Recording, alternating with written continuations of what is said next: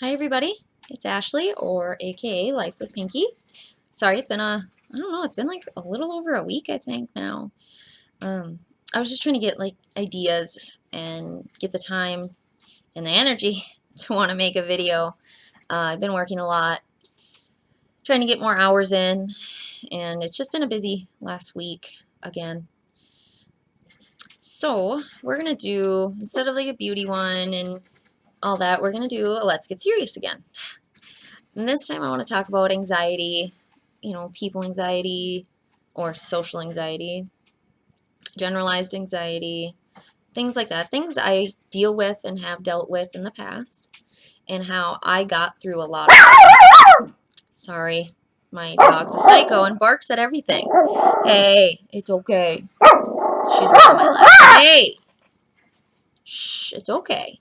Sorry, guys.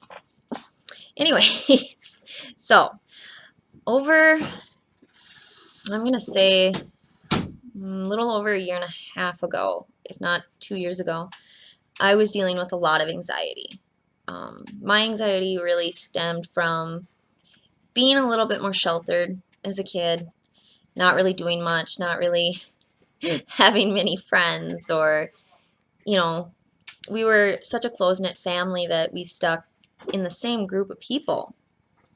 And, like, I never really talked to many people, especially when I quit school in 8th grade and went to a private school, and then I tried homeschooling. It kind of just went downhill from there because a lot of my friends didn't talk to me anymore, didn't want to have anything to do with me. So I hated going into Walmart.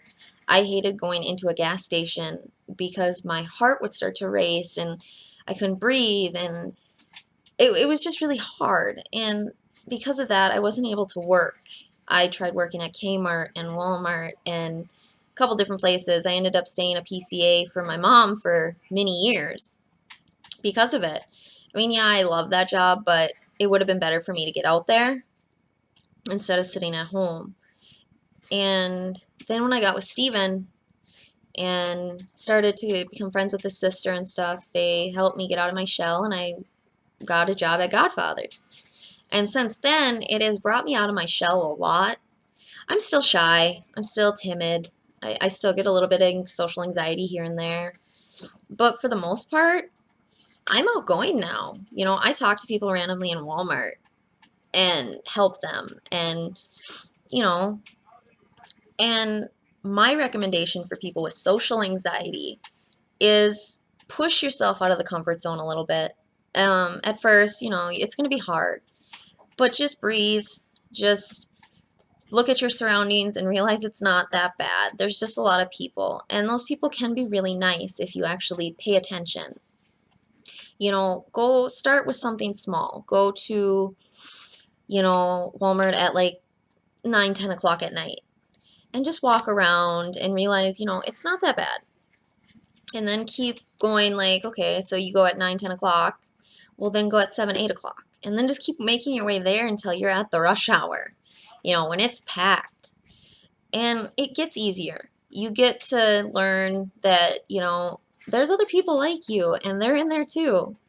But sometimes just pushing yourself, because no one else can make anxiety go away. They can help, but they can't not, they can't, what am I trying to say? They can't make the anxiety just go away. It took a while for me to pop out of my shell and, become who I am now, which is who I was when I was younger. Social anxiety is hard. You don't want to sit in your house all the time. I promise you that. It drove me to a lot of depression and eating a lot and gaining a lot of weight and just being on the computer all the time. And that's not a way of life. God gave you this life, and you need to take advantage of it and live. Just live. And you don't need to have money to go out and do things. I mean, just go walk around. Just go bum around Walmart. I mean, look at things that you do want and work towards giving yourself a goal. Okay, if I can come to Walmart at 5, 6 o'clock at night, then I can buy myself this. Or I'll treat myself to cheesecake. something little to push yourself, give yourself a little bit of initiative to want to do those things. That's just me, and it helped me a lot. I mean, there's still some days where I just don't want to do anything but sit in my house and do nothing.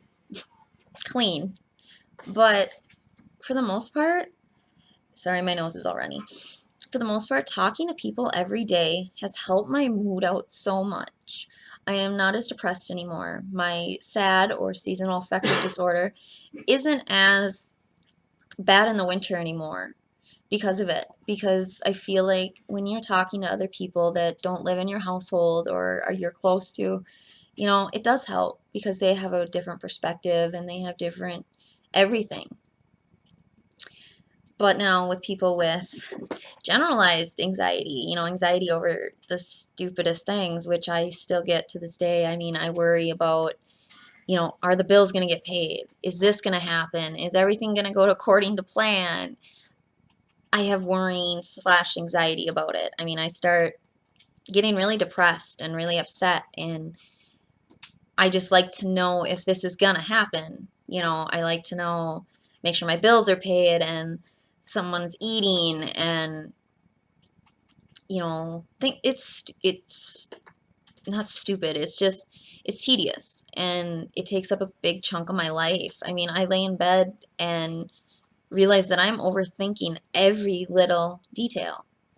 I'm overthinking what's going to happen tomorrow and how it's going to go, and it's not worth it. It really isn't. I mean, things happen. Everything happens for a reason. If your bills make you worry at night, just try to think about something different. Try to think about, what fun things you did that day, or think, if you have someone lying in the bed next to you, start talking to them about stuff. Just random. Talk about a TV show or something like that. I've started watching YouTube before I go to bed, or going on like Wish and Instagram and stuff like that. And that really helps because then I think about other stuff. Then I think about beauty and hair and happy things. And it's a lot easier to go to bed, and I don't have as much anxiety the next day. I realize that things are going to happen the way they happen. And, if they happen, they happen. And I can't control it. I mean, I can control it to the best of my advantage, like the bill paying and stuff. But you can't control, any of it. And what's the point of sitting there worrying and getting anxiety over it and panic attacks and things like that? And another form of anxiety that I actually deal with too is, I hate being alone. It's really hard for me. I get separation anxiety really bad, especially from my husband now.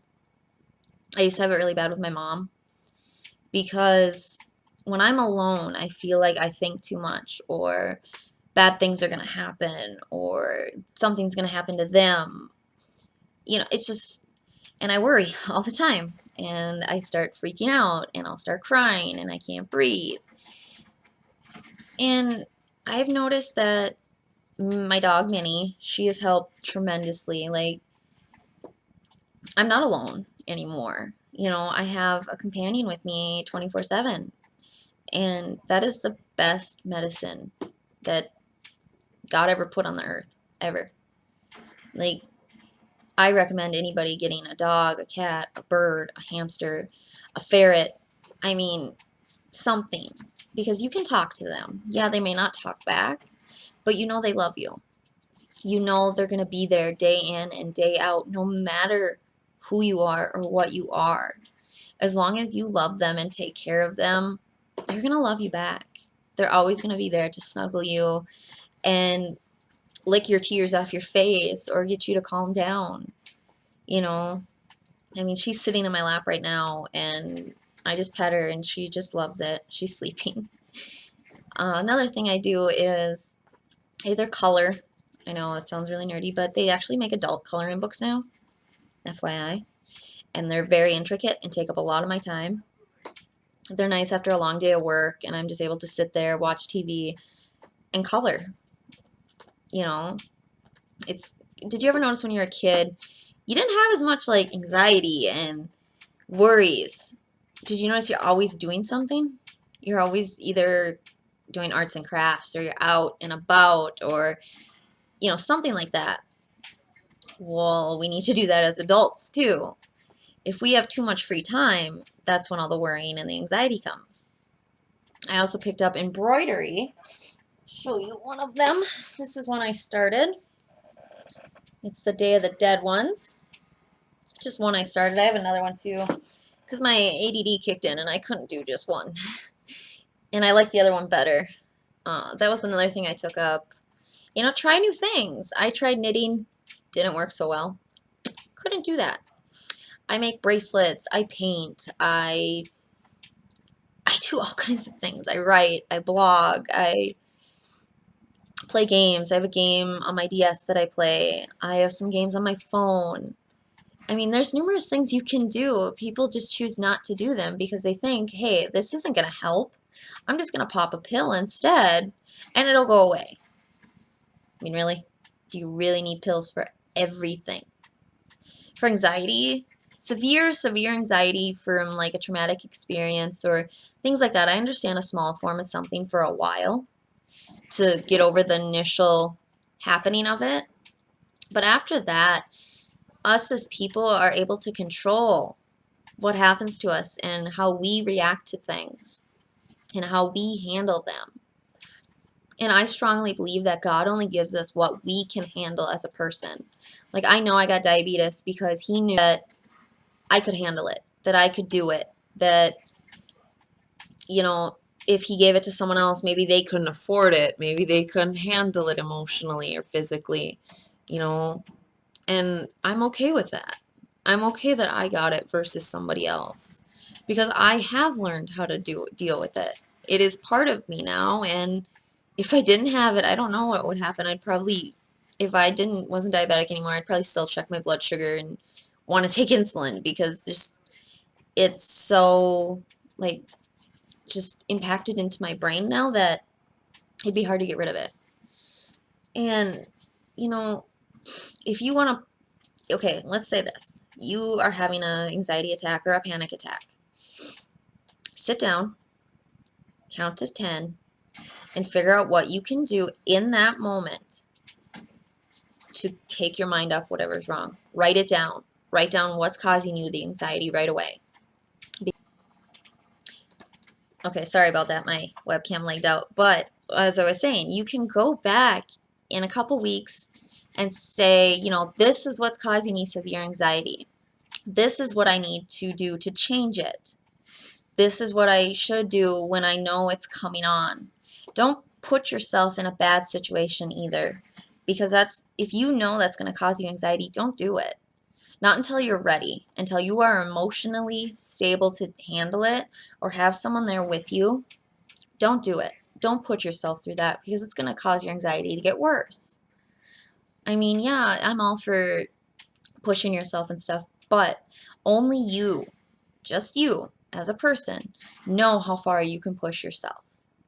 Okay? So after you write it down, put the notebook away, get up, and go take a bath. Go take a shower. Go start coloring. Just start doing something little that's gonna wash your face, wash your hands, do some dishes, vacuum. I mean, do something that you're gonna focus your energy and emotion on that. Just that. Because it will calm you down. I promise. I do. Now, if you're in public, that's going to be a little bit harder. If anything, try to get more secluded. Go to the bathroom. I mean, something like that. Get out to your car. Go sit somewhere for 5 minutes. Just take a deep breath. Find something in your pocket, your purse, whatever you have, and start playing with it. Start messing with it in your hands.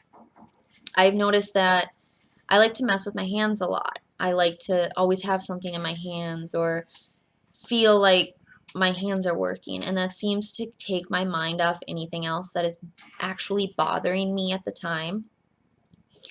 I know it sounds kind of stupid and little, and you think it's not going to work, but it is. I mean, go into a store and wait for someone to walk up to you and start talking to you, because that will help. Because they are there, like me, I'm in retail, they are there to help you. Ask them, hey, can you dress me? Can you pick something out for me that I can try on that I look really good in?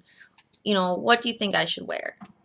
And being able to take your mind off that and feel good about yourself at the same time is really going to help. And if you're a guy, go to the nearest, I don't know, trying to think of places. See, my husband would go to a gaming store or something like that. So if you're a gamer, then go there.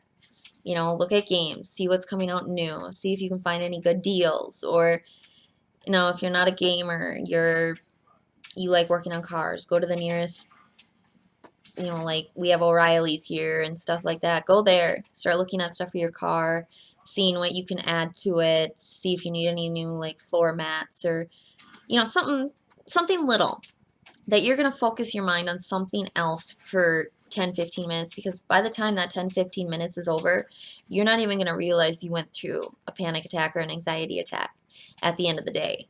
You're going to realize, hey, I can overcome this and be better. I can overcome anything that gets thrown at me. You are strong.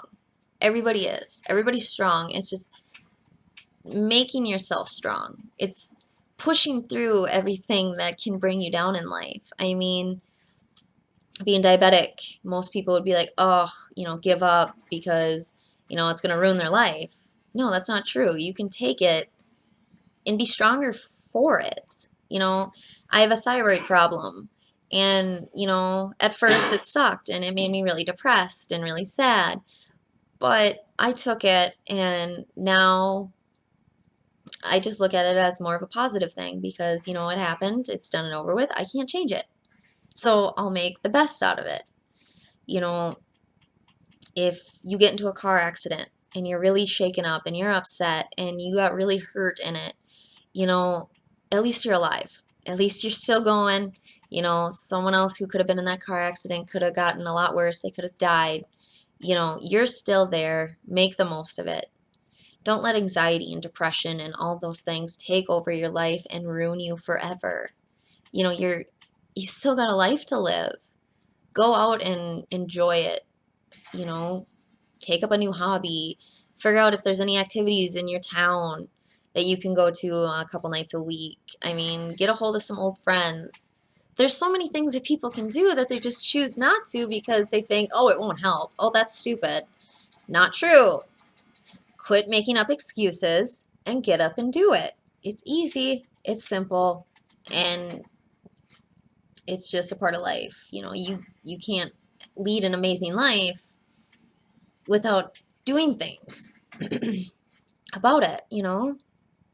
Well, that's my take on that.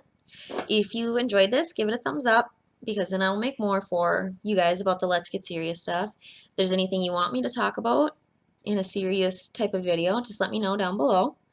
Or you can find me on Instagram, Facebook, Twitter, any of those. You guys are all beautiful. I love you. Bye.